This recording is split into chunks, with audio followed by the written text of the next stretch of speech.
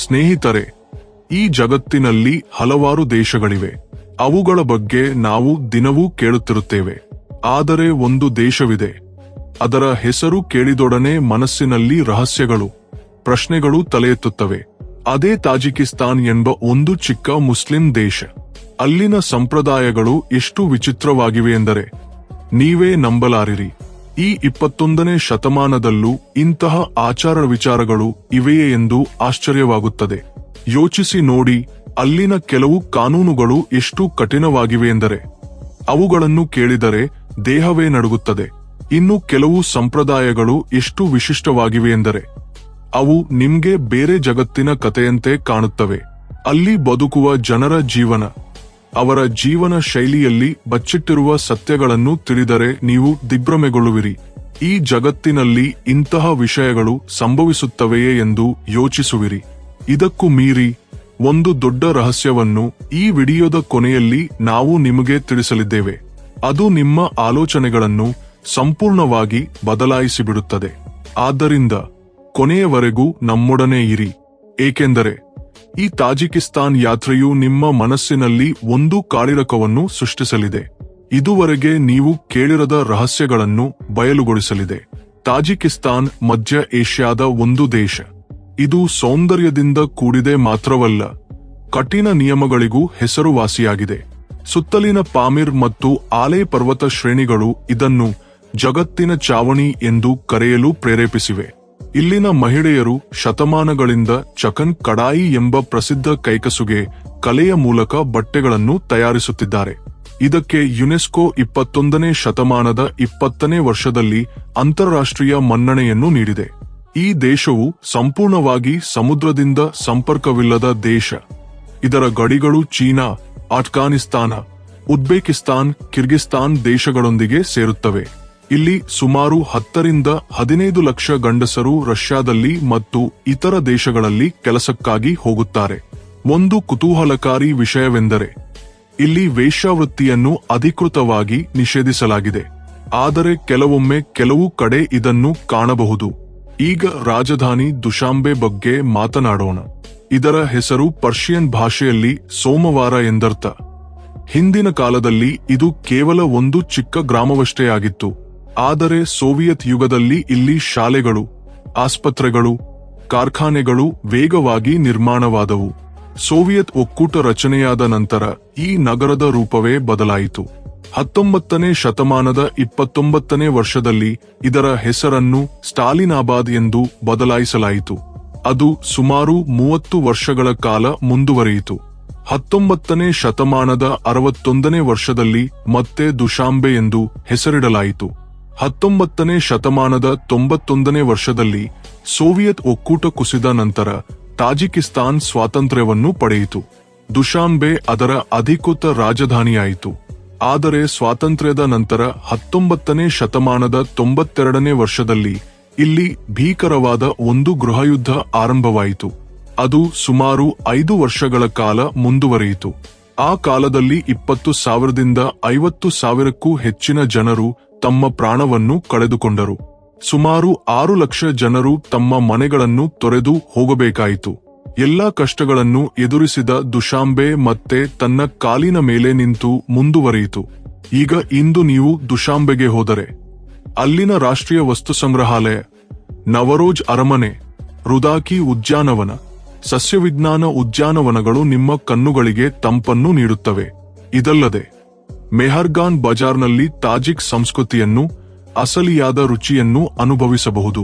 ತಾಜಿಕಿಸ್ತಾನ್ನ ಒಟ್ಟಾರೆ ಭೂಪ್ರದೇಶವು ಸುಮಾರು 1,43,100 ಚದರ ಕಿಲೋಮೀಟರ್ಗಳಷ್ಟಿದೆ. ವಿಸ್ತೀರ್ಣದಲ್ಲಿ ಇದು ಜಗತ್ತಿನಲ್ಲಿ 94ನೇ ಸ್ಥಾನದಲ್ಲಿದೆ. ಈ ದೇಶವು ಸಂಪೂರ್ಣವಾಗಿ ಸಮುದ್ರದಿಂದ ಸಂಪರ್ಕವಿಲ್ಲದ ದೇಶ. ಅಂದರೆ ಸಮುದ್ರದೊಂದಿಗೆ ಯಾವುದೇ ಸಂಪರ್ಕವಿಲ್ಲ. ಇಲ್ಲಿ ಸುಮಾರು 93% ಭೂಮಿಯು ಪರ್ವತಗಳಿಂದ ತುಂಬಿ ಹೋಗಿದೆ. ಅದರಲ್ಲಿ ಪ್ರಸಿದ್ಧವಾದ ಪಾಮಿರ್ ಮತ್ತು ಆಲೈ ಪರ್ವತಗಳಿವೆ. 21ನೇ ಶತಮಾನದ 5ನೇ ವರ್ಷದವರೆಗಿನ ಅಂದಾಜಿತ ಜನಸಂಖ್ಯೆ ಸುಮಾರು 1,05,00,000ದಷ್ಟಿದೆ. ಇದು ನಿಧಾನವಾಗಿ ಬೆಳೆಯುತ್ತಿದೆ. ಜನಸಂಖ್ಯೆಯಲ್ಲಿ ಸುಮಾರು 87% ತಾಜಿಕ್ ಜನರು, 13% ಉಜ್ಬೇಕ್ ಜನರು, ಉಳಿದವರು ಸ್ವಲ್ಪ ರಷ್ಯನ್ನರು ಮತ್ತು ಇತರ ಕಿರುಗುಂಪುಗಳು. ಧಾರ್ಮಿಕವಾಗಿ 96% ಮುಸ್ಲಿಮರು. ಇವರಲ್ಲಿ ಹೆಚ್ಚಿನವರು ಸುನ್ನಿ, ಕೆಲವರು ಶಿಯಾ. ಉಳಿದ ಸುಮಾರು 4% ರಷ್ಯನ್ ಆರ್ಥೋಡಾಕ್ಸ್ ಅಥವಾ ಇತರ ಕಿರು ಧಾರ್ಮಿಕ ಗುಂಪುಗಳಿಗೆ ಸೇರಿದವರು. ಒಂದು ಕುತೂಹಲಕಾರಿ ವಿಷಯವೆಂದರೆ ಇಷ್ಟೊಂದು ದೊಡ್ಡ ಮುಸ್ಲಿಂ ಜನಸಂಖ್ಯೆ ಇದ್ದರೂ ತಾಜಿಕಿಸ್ತಾನ್ ಸಂವಿಧಾನವು ಈ ದೇಶವನ್ನು ಧರ್ಮನಿರಪೇಕ್ಷ ದೇಶವೆಂದು ಘೋಷಿಸುತ್ತದೆ. ಭಾಷೆಯ ವಿಷಯದಲ್ಲಿ ಇಲ್ಲಿ ತಾಜಿಕಿ ಮುಖ್ಯ ಭಾಷೆಯಾಗಿದೆ. ಇದು ಪರ್ಷಿಯನ್ಗೆ ಸಮಾನವಾಗಿದೆ ಮತ್ತು ಸಿರಿಲಿಕ್ ಲಿಪಿಯಲ್ಲಿ ಬರೆಯಲ್ಪಡುತ್ತದೆ. ಇದೇ ರೀತಿ ರಷ್ಯನ್ ಭಾಷೆಯನ್ನು ವ್ಯಾಪಾರ ಮತ್ತು ಶಿಕ್ಷಣ ಕ್ಷೇತ್ರಗಳಲ್ಲಿ ಬಳಸಲಾಗುತ್ತದೆ. ಕೆಲವು ಪ್ರದೇಶಗಳಲ್ಲಿ ಉಜ್ಬೇಕ್ ಮತ್ತು ಕಿರ್ಗಿಸ್ ಭಾಷೆಗಳನ್ನು ಮಾತನಾಡುತ್ತಾರೆ. ತಾಜಿಕಿಸ್ತಾನ್ನ ನಿಜವಾದ ಗುರುತು ಕೇವಲ ಎತ್ತರವಾದ ಪರ್ವತಗಳಲ್ಲಿ, ಹಸಿರಾದ ಕಣಿವೆಗಳಲ್ಲಿ, ನವರೋಜ್ನಂತಹ ವರ್ಣರಂಜಿತ ಹಬ್ಬಗಳಲ್ಲಿ ಮಾತ್ರವಲ್ಲ, ಅವರ ಆತಿಥ್ಯದಲ್ಲಿ, ಸದ್ಭಾವನೆಯಲ್ಲಿ ಮತ್ತು ಸಾಂಪ್ರದಾಯಿಕ ಚಕನ್ ಕಡಾಯಿ ಕಲೆಯಲ್ಲೂ ಇದೆ. ಇದು ಜಗತ್ತಿನಾದ್ಯಂತ ಶ್ಲಾಘನೆಗೊಂಡಿದೆ. ಆದರೆ ಇನ್ನೊಂದು ವಿಷಯವಿದೆ. ಇದು ಇತರ ಮುಸ್ಲಿಂ ದೇಶಗಳಿಂದ ಇದನ್ನು ಭಿನ್ನವಾಗಿಸುತ್ತದೆ. ಇಲ್ಲಿ 96%ಕ್ಕಿಂತಲೂ ಹೆಚ್ಚಿನ ಜನಸಂಖ್ಯೆ ಮುಸ್ಲಿಮರಾದರೂ ಹಿಜಾಬ್ ಧರಿಸುವುದು, ಗಡ್ಡ ಬೆಳೆಸಿಕೊಳ್ಳುವುದು ಅಥವಾ ಚಿಕ್ಕ ವಯಸ್ಸಿನಲ್ಲಿ ಮದುವೆಯಾಗುವುದು ಎಂದಿಗೂ ಸುಲಭವಲ್ಲ. ತಾಜಿಕಿಸ್ತಾನ್ ತನ್ನನ್ನು ಧರ್ಮನಿರಪೇಕ್ಷ ದೇಶವೆಂದು ಘೋಷಿಸಿಕೊಂಡಿದೆ. ಇದರ ಜೊತೆಗೆ ಸರ್ಕಾರವು ಧಾರ್ಮಿಕ ಚಟುವಟಿಕೆಗಳನ್ನು ಕಟ್ಟುನಿಟ್ಟಾಗಿ ಗಮನಿಸುತ್ತದೆ. ದಾಖಲೆಗಳ ಪ್ರಕಾರ ಈ ದೇಶವು ಮುಸ್ಲಿಂ ದೇಶವಾದರೂ ವಾಸ್ತವವಾಗಿ ಇಲ್ಲಿ ಕಠಿಣ ಕಾನೂನುಗಳು ಮತ್ತು ನಿಷೇಧಗಳಿವೆ. ಅವುಗಳನ್ನು ನೋಡಿದರೆ ಯಾರಾದರೂ ಆಶ್ಚರ್ಯಗೊಳ್ಳುತ್ತಾರೆ. 21ನೇ ಶತಮಾನದ 7ನೇ ವರ್ಷದಿಂದ ಶಾಲೆಗಳಲ್ಲಿ ಮತ್ತು ಸರ್ಕಾರಿ ಕಚೇರಿಗಳಲ್ಲಿ ಹಿಜಾಬ್ ಧರಿಸುವುದನ್ನು ನಿಷೇಧಿಸಲಾಗಿದೆ. ಸರ್ಕಾರದ ವಾದವೆಂದರೆ ಇದು ಕಟ್ಟುನಿಟ್ಟಾದ ಧಾರ್ಮಿಕತೆಯನ್ನು ನಿಯಂತ್ರಿಸಲು ಮತ್ತು ದೇಶದ ಸಾಂಸ್ಕೃತಿಕ ಗುರುತನ್ನು ಕಾಪಾಡಲು ಸಹಾಯಕವಾಗಿದೆ. 21ನೇ ಶತಮಾನದ 16ನೇ ವರ್ಷದಲ್ಲಿ ಕಟ್ಲಾನ್ ಪ್ರದೇಶದಲ್ಲಿ ಹಿಜಾಬ್ ಅಥವಾ ಬುರ್ಖಾ ಮಾರಾಟ ಮಾಡುವ ಸುಮಾರು 60 ಅಂಗಡಿಗಳನ್ನು ಮುಚ್ಚಲಾಯಿತು. ಇದೇ ರೀತಿ 21ನೇ ಶತಮಾನದ 4ನೇ ವರ್ಷದ ಒಂದು ವರದಿಯ ಪ್ರಕಾರ ಈ ನಿಯಮಗಳನ್ನು ಉಲ್ಲಂಘಿಸಿ ಕಪ್ಪು ಬಟ್ಟೆಯನ್ನು ತಲೆಗೆ ಧರಿಸಿದರೆ ಸುಮಾರು 63,000 ಸೊಮುನಿ ರೂಪಾಯಿಗಳವರೆಗೆ ದಂಡ ವಿಧಿಸಬಹುದು. ಈಗ ಗಡ್ಡದ ಬಗ್ಗೆ ಮಾತನಾಡೋಣ. ತಾಜಿಕಿಸ್ತಾನ್ನಲ್ಲಿ ಗಡ್ಡ ಬೆಳೆಸಿಕೊಳ್ಳುವ ಬಗ್ಗೆ ಸ್ಪಷ್ಟವಾದ ಕಾನೂನಿಲ್ಲ. ಆದರೆ ಪೊಲೀಸರು ಇದನ್ನು ಕಟ್ಟರ್ವಾದದ ಸಂಕೇತವೆಂದು ಪರಿಗಣಿಸಿ ಕ್ರಮ ಕೈಗೊಳ್ಳುತ್ತಾರೆ. 21ನೇ ಶತಮಾನದ 16ನೇ ವರ್ಷದಲ್ಲಿ ಕಟ್ಲಾನ್ನಲ್ಲಿ 13,000ಕ್ಕೂ ಹೆಚ್ಚಿನ ಗಂಡಸರ ಗಡ್ಡವನ್ನು ಬಲವಂತವಾಗಿ ಕತ್ತರಿಸಲಾಯಿತು. ಅನೇಕರಿಗೆ ಈ ಅನುಭವವು ತೀರಾ ಅವಮಾನಕರವಾಗಿತ್ತು. 21ನೇ ಶತಮಾನದ 15ನೇ ವರ್ಷದಲ್ಲಿ ಒಬ್ಬ ತಾಜಿಕ್ ನಾಗರಿಕನು ಕೇವಲ ಗಡ್ಡ ಬೆಳೆಸಿಕೊಂಡಿದ್ದಕ್ಕೆ ಬಂಧನಕ್ಕೆ ಒಳಗಾಗುವ ಭಯದಿಂದ ಯುಕೆಯಲ್ಲಿ ಆಶ್ರಯ ಕೋರಿದನು. ಆದ್ದರಿಂದ ಪ್ರಶ್ನೆ ಎದ್ದಿದೆ, ಇದಕ್ಕೆ ಕಾರಣವೇನು? ಏನಾಯಿತು? ವಾಸ್ತವಿಕವಾಗಿ ತಾಜಿಕಿಸ್ತಾನ್ ಸುಮಾರು 70 ವರ್ಷಗಳ ಕಾಲ ಸೋವಿಯತ್ ಒಕ್ಕೂಟದ ಭಾಗವಾಗಿತ್ತು. ಇದರಿಂದ ಇಲ್ಲಿನ ಧಾರ್ಮಿಕ ಚಟುವಟಿಕೆಗಳು ಬಹಳವಾಗಿ ದುರ್ಬಲಗೊಂಡವು. ಈಗ 19ನೇ ಶತಮಾನದ 94ನೇ ವರ್ಷದಿಂದ ಅಧ್ಯಕ್ಷ ಇಮಾಮಲಿ ರಹ್ಮಾನ್ ಅಧಿಕಾರದಲ್ಲಿದ್ದಾರೆ. ಅವರು ದೇಶದ ಗುರುತನ್ನು ಪರ್ಷಿಯನ್ ಮತ್ತು ತಾಜಿಕ್ ಸಂಸ್ಕೃತಿಯ ಬಣ್ಣಗಳಲ್ಲಿ ಮತ್ತಷ್ಟು ಬಲಪಡಿಸುವತ್ತ ಗಮನಹರಿಸಿದ್ದಾರೆ. ಅವರ ಮಾತಿನಲ್ಲಿ ಹಿಜಾಬ್, ಗಡ್ಡದಂತಹ ಗುರುತುಗಳು ತಾಜಿಕ್ ಗುರುತಿಗೆ ಹೊಂದಿಕೊಳ್ಳುವುದಿಲ್ಲ. ಇವು ವಿದೇಶಿ ನೀತಿಗಳಿಂದ ಬಂದವು ಎಂದಿದ್ದಾರೆ. ಇದರ ಜೊತೆಗೆ ಇಲ್ಲಿನ ಮದುವೆ ಸಂಪ್ರದಾಯವು ಕುತೂಹಲಕಾರಿಯಾಗಿದೆ. ಕಾನೂನಿನ ಪ್ರಕಾರ ಮದುವೆಯ ವಯಸ್ಸು 18 ವರ್ಷವಾದರೂ ಅನೇಕ ಕಡೆ ಹೆಣ್ಣು ಮಕ್ಕಳಿಗೆ ಅದಕ್ಕಿಂತ ಮುಂಚೆಯೇ ಮದುವೆ ಮಾಡಲಾಗುತ್ತದೆ. ಮದುವೆಯಾದ ನಂತರ ಚಿಲ್ ಎಂಬ ಒಂದು ಆಚಾರವಿದೆ. ಇದರಲ್ಲಿ ವಧು ಕೆಲವು ದಿನಗಳ ಕಾಲ ಅತ್ತೆಯ ಮನೆಯಲ್ಲಿ ಇದ್ದು ಆ ವಾತಾವರಣವನ್ನು, ಕುಟುಂಬವನ್ನು ಅರ್ಥಮಾಡಿಕೊಳ್ಳುತ್ತಾಳೆ. ಬಳಿಕ ಗಂಡ ಹೆಂಡತಿ ಇಬ್ಬರೂ ತಮ್ಮ ಮನೆಗೂ ಅತ್ತೆಯ ಮನೆಗೂ ಆಗಾಗ ಹೋಗಿ ಬರುತ್ತಾರೆ. ಇಲ್ಲಿ ಸ್ವಾಗರಾತ್ರಿಯನ್ನು 40 ದಿನಗಳ ಕಾಲ ಆಚರಿಸುತ್ತಾರೆ ಎಂಬುದು ಸತ್ಯವಲ್ಲ. ಇದು ಕೇವಲ ಹೊಸ ಸಂಬಂಧವನ್ನು ಅರ್ಥಮಾಡಿಕೊಂಡು ಸಹಜವಾಗಿ ಮಲಗುವ ಒಂದು ರೀತಿಯಷ್ಟೇ. ಈಗ ಒಂದು ಕ್ಷಣ ಯೋಚಿಸಿ, ನೀವು ಎಂದಾದರೂ ಒಂದು ಸರೋವರವನ್ನು ನೋಡಿದ್ದೀರಾ? ಅದರ ನೀರು ಎಷ್ಟು ಸ್ವಚ್ಛವಾಗಿದೆ ಎಂದರೆ ಆಳದವರೆಗೂ ಕಾಣುವಷ್ಟು ತಿರಿಯಾಗಿರುವ, ನೀಲಿಯಾಗಿರುವ. ಅದು ಇಲ್ಲೇ ಇದೆ. ಅದೇ ಸಿಕಂದರ್ ಪೂಲ್ ಸರೋವರ. ಇದು ಟ್ಯಾನ್ ಪರ್ವತಗಳ ಒಡಲಲ್ಲಿ ಸುಮಾರು 295 ಮೀಟರ್ ಎತ್ತರದಲ್ಲಿದೆ. ಕೆಲವರು ಹೇಳುವಂತೆ ಅಲೆಕ್ಸಾಂಡರ್ ಯೋಧನು ಈ ಪ್ರದೇಶವನ್ನು ದಾಟಿದ ನಂತರ ಈ ಸರೋವರಕ್ಕೆ ಅವನ ಹೆಸರನ್ನು ಜೋಡಿಸಲಾಯಿತು. ಸರೋವರದ ಸುತ್ತಲೂ ಮಂಜಿನಿಂದ ಮುಚ್ಚಿಕೊಂಡಿರುವ ಪರ್ವತಗಳು, ಹಸಿರಾದ ಕಾಡುಗಳು ಇದನ್ನು ಸ್ವರ್ಗದಂತೆ ಸುಂದರವಾಗಿಸಿವೆ. ಸೂರ್ಯನ ಕಿರಣಗಳು ನೀರಿನ ಮೇಲೆ ಬಿದ್ದಾಗ ನೀರಿನಲ್ಲಿ ಚಿನ್ನವನ್ನು ಬೆರೆಸಿದಂತೆ ಹೊಳೆಯುತ್ತದೆ. ಅದೃಷ್ಟವಿದ್ದರೆ ಇಲ್ಲಿ ಮಂಜಿನ ಚಿರತೆ, ಮಾರ್ಕೊಪೋಲೋ ಕುರಿಗಳಂತಹ ಅಪರೂಪದ ಪ್ರಾಣಿಗಳನ್ನು ಕಾಣಬಹುದು. ಬೇಸಿಗೆಯಲ್ಲಿ ಹವಾಮಾನವು ತೀರಾ ಸಂತೋಷಕರವಾಗಿರುತ್ತದೆ. ಚಳಿಗಾಲದಲ್ಲಿ ಸರೋವರದ ಹೆಚ್ಚಿನ ಭಾಗ ಮಂಜಿನಿಂದ ಕೂಡಿ ಹೋಗುತ್ತದೆ. ವರ್ಣರಂಜಿತ ಹೂವುಗಳು ಮತ್ತು ಗಾಢವಾದ ಕಾಡುಗಳು ಈ ಸ್ಥಳದ ಸೌಂದರ್ಯವನ್ನು ಇನ್ನಷ್ಟು ಹೆಚ್ಚಿಸುತ್ತವೆ. ಪ್ರಕೃತಿ ಪ್ರಿಯರಿಗೂ ಸಾಹಸ ಪ್ರಿಯರಿಗೂ ಸಿಕಂದರ್ ಪೂಲ್ ಒಂದು ಕನಸಿನಂತಹ ಸ್ಥಳವಾಗಿದೆ. ಅಲ್ಲಿ ನೀವು ನಿಜವಾದ ಪ್ರಕೃತಿಯ ಸೌಂದರ್ಯವನ್ನು ಅನುಭವಿಸಬಹುದು. ತಾಜಿಕಿಸ್ತಾನ್ಗೆ ಹೋಗುವಾಗ ನವರೋಜ್ ಅರಮನೆಯನ್ನು ಖಂಡಿತವಾಗಿಯೂ ನೋಡಿ. ಇದು ಕೇವಲ ಒಂದು ಕಟ್ಟಡವಲ್ಲ, ತಾಜಿಕ್ ಗರ್ವದ ಜೊತೆಗೆ ಅವರ ಕನಸಿಗೆ ಜೀವ ತುಂಬುವ ಒಂದು ಉದಾಹರಣೆ. ಇದರ ಅಡಿಪಾಯವನ್ನು 21ನೇ ಶತಮಾನದ 9ನೇ ವರ್ಷದಲ್ಲಿ ಇಡಲಾಯಿತು. 21ನೇ ಶತಮಾನದ 14ನೇ ವರ್ಷದಲ್ಲಿ ನಿರ್ಮಾಣವು ಪೂರ್ಣಗೊಂಡಿತು. ಮೊದಲಿಗೆ ಇದನ್ನು ಜಗತ್ತಿನ ಅತಿ ದೊಡ್ಡ ಚಹಾ ಮನೆಯಾಗಿ ನಿರ್ಮಿಸಲು ಯೋಜಿಸಲಾಗಿತ್ತು.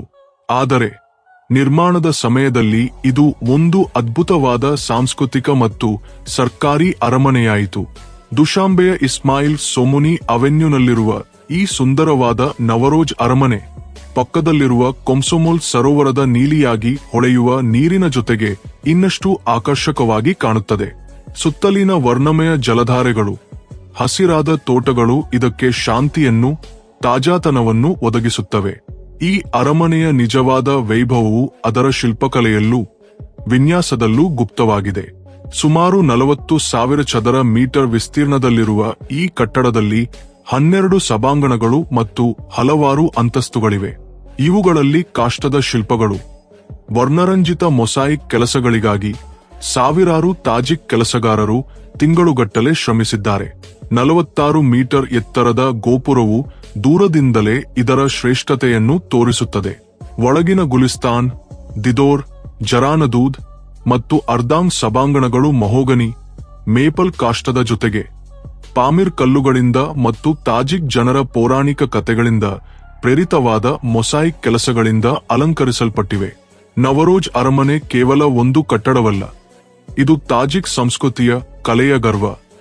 ಇದಕ್ಕೆ ನವರೋಜ್ ಎಂದು ಹೆಸರಿಡಲು ಕಾರಣ, ಇದು ತಾಜಿಕ್ ಹೊಸ ವರ್ಷದ ಮತ್ತು ಹೊಸ ಜೀವನದ ಆರಂಭದ ಸಂಕೇತವಾಗಿದೆ. ಈ ಸ್ಥಳವು ತಾಜಿಕಿಸ್ತಾನ್ನ ಆತ್ಮವನ್ನು ಅನುಭವಿಸುವ ಒಂದು ವಿಶಿಷ್ಟ ಅನುಭವವನ್ನು ಒದಗಿಸುತ್ತದೆ. ಪ್ರತಿಯೊಂದು ಗೋಡೆಯೂ ಇತಿಹಾಸವನ್ನು, ಸಂಪ್ರದಾಯದ ಕಥೆಗಳನ್ನು ಹೇಳುತ್ತದೆ. ತಾಜಿಕಿಸ್ತಾನ್ನ ನಿಜವಾದ ಗುರುತನ್ನು ಕಾಣಲು ಬಯಸಿದರೆ ನವರೋಜ್ ಅರಮನೆಯನ್ನು ಒಮ್ಮೆ ಭೇಟಿಯಾದರೆ ಅದು ನಿಮ್ಮ ಹೃದಯದಲ್ಲಿ ಎಂದೆಂದಿಗೂ ನಿಲ್ಲುತ್ತದೆ. ಈಗ ಪಾಮಿರ್ ರಾಜಪಥದ ಬಗ್ಗೆ ಮಾತನಾಡೋಣ. ಇದನ್ನು 41 ಎಂದು ಕರೆಯುತ್ತಾರೆ. ಇದು ಸಾಮಾನ್ಯ ರಸ್ತೆಯಲ್ಲ, ಜಗತ್ತಿನ ಅತಿ ಎತ್ತರದ ರಾಜಪಥಗಳಲ್ಲಿ ಒಂದೆಂದು ಪರಿಗಣಿಸಲ್ಪಡುತ್ತದೆ. ಇದರ ಒಟ್ಟು ಉದ್ದವು ಸುಮಾರು 1250 ಕಿಲೋಮೀಟರ್ಗಳಷ್ಟಿದೆ. ಇದು ತಾಜಿಕಿಸ್ತಾನ್ನ ರಾಜಧಾನಿ ದುಶಾಂಬೆಯಿಂದ ಆರಂಭವಾಗಿ ಕಿರ್ಗಿಸ್ತಾನ್ನ ವಿಶ್ ನಗರದವರೆಗೆ ಹೋಗುತ್ತದೆ. ಒಂದು ಕುತೂಹಲಕಾರಿ ವಿಷಯವೆಂದರೆ ಈ ಮಾರ್ಗವು ಒಂದು ಕಾಲದಲ್ಲಿ ಪ್ರಾಚೀನ ರೇಷ್ಮೆ ರಾಜಪಥದ ಭಾಗವಾಗಿಯೂ ಇತ್ತು. ಇಂದಿಗೂ ಇದು ಪಾಮಿರ್ ಮಂಜಿನ ಪರ್ವತಗಳ ಮಧ್ಯೆ ಆಳವಾದ ಕಣಿವೆಗಳ ಜೊತೆಗೆ ಸಾಗುತ್ತದೆ. ಈ ರಾಜಪಥದ ಅತಿ ಎತ್ತರದ ಬಿಂದುವೆಂದರೆ ಅಕ್ಬೈತಾಲ್ ಕಣಿವೆ. ಇದರ ಎತ್ತರ ಸುಮಾರು 4655 ಮೀಟರ್ಗಳಷ್ಟಿದೆ.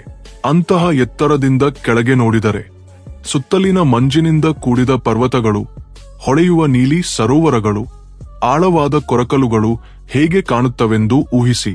ಅಷ್ಟೇ ಅಲ್ಲ, ಈ ಮಾರ್ಗದಲ್ಲಿ ಪಯಣಿಸುವಾಗ ವಾಖಾನ್ ಕಾರಿಡಾರ್ನ ಮೂಲಕ ಹಾದು ಹೋಗಿ ಆ ಭಾಗದಲ್ಲಿ ಆಫ್ಘಾನಿಸ್ತಾನದ ಗಡಿಗಳನ್ನು ಕಾಣಬಹುದು.